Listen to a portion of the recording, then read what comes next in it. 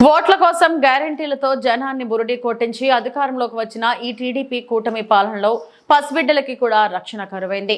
రామరాజ్యాన్ని రావణ కాష్టగా మార్చేశారు. ఆడబిడ్డలపై ఎంతలా అత్యాచారాలు జరుగుతున్నా నోరు మెదపరేంటని శ్యామల వైఎస్ఆర్సీపీ రాష్ట్ర అధికార ప్రతినిధి ప్రశ్నించారు.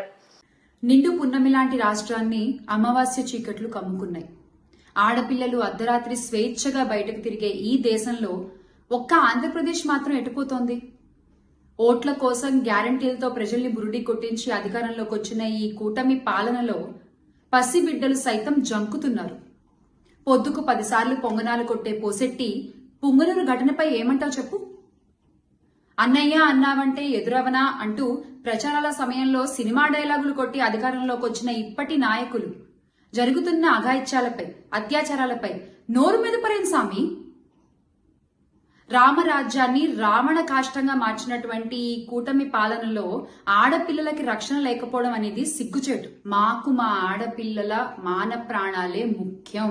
బాబుగారు, మీ సొంత జిల్లాలో ఇంత జరిగితే, ఇంత ఘోరం జరిగితే, ఇంత అఘాయిత్యం జరిగితే మీకేం అనిపించట్లేదా అండి?